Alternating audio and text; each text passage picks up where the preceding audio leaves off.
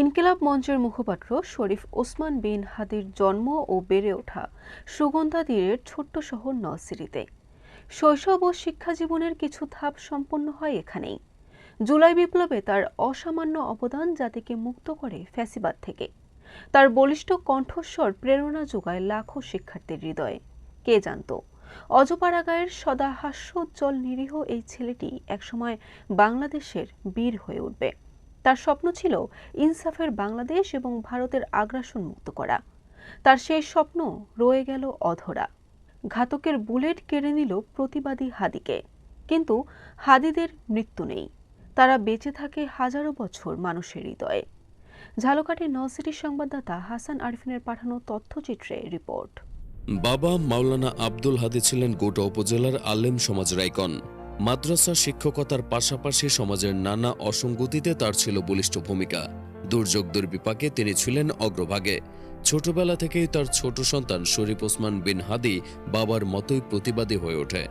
বাবার নাম হাদী থেকে ছেলে ওসমান হয়ে যান আজকের ওসমান বিন হাদী। হাদী ছোটবেলা থেকেই ছিলেন সাহসী ও বলিষ্ঠ কণ্ঠস্বর। শিক্ষাজীবনে মফস্বল থেকে উঠে এসে জাতীয় পর্যায়েও অর্জন করেন স্বীকৃতি। দেশ ও মানুষের কল্যাণে কিছু করতে চেয়ে শৈশবে যুক্ত হয়েছিলেন জাতীয়তাবাদী আদর্শে। বাবার মাদ্রাসায় মাধ্যমিক ঝালকাঠির কায়েদ সাহেব হুজুরের প্রতিষ্ঠিত প্রতিষ্ঠান থেকে উচ্চ মাধ্যমিক শেষ করে ভর্তি হন ঢাকা বিশ্ববিদ্যালয়ে। ওসমান বিন হাদী আমাদের ঝালকাঠি নলছিটির কৃতি সন্তান। তার অনুপস্থিতি আমাদের পুরো ঝালকাঠিবাসী তথা দেশবাসী ব্যথিত, মর্মাহত, শোকাহত। হাদী এত মানুষের হৃদয়ে জয় করেছে। সদা হাস্যোজ্জ্বল হাদী যে কারো বিপদে এগিয়ে আসতেন। ইনকিলাব মঞ্চ তৈরি করে জানান দিয়েছিলেন আগ্রাসন বিরোধীদের। শত্রুর সাথে ইনসাফের ইচ্ছে ছিল তার।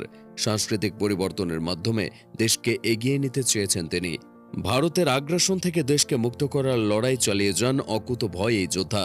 ঘাতকের বুলেট কেড়ে নিল হাদীকে।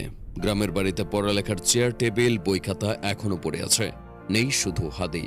হাদীর মৃত্যুতে শোকে স্তব্ধ নলছিটি। মৃত্যুর খবর শুনে এখনও তার বাড়িতে ভিড় করছেন শত শত মানুষ। শোকে কাতর তার প্রতিবেশীরা। হাদীর হত্যাকারী যেখানেই থাকুক তাকে গ্রেপ্তার করে ফাঁসির দাবি জানিয়েছেন তারা। তার মৃত্যুতে সহপাঠী, স্বজন ও প্রতিবেশীরা শোকাতুর। তার স্মৃতিরক্ষায় পাঠ্য বইয়ে হাদীর কবিতা এবং শাহবাগে একটি স্মৃতিস্তম্ভ নির্মাণের দাবি জানিয়েছেন পরিবার। নির্বাচিত মাঠে প্রতিদ্বন্দ্বিতা করার ঘোষণা দিয়ে প্রচারাভিযানের সময় গত 12 ডিসেম্বর বন্দুকধারীর গুলিতে আহত হন ওসমান হাদী। রাজধানীর বিজয়নগর পানির ট্যাঙ্কি এলাকার বক্স কনভার্ট রোডে হামলার শিকার হন ইনকিলাব মঞ্চের এই নেতা। উন্নত চিকিৎসার জন্য তাকে সিঙ্গাপুরে নেওয়া হয়।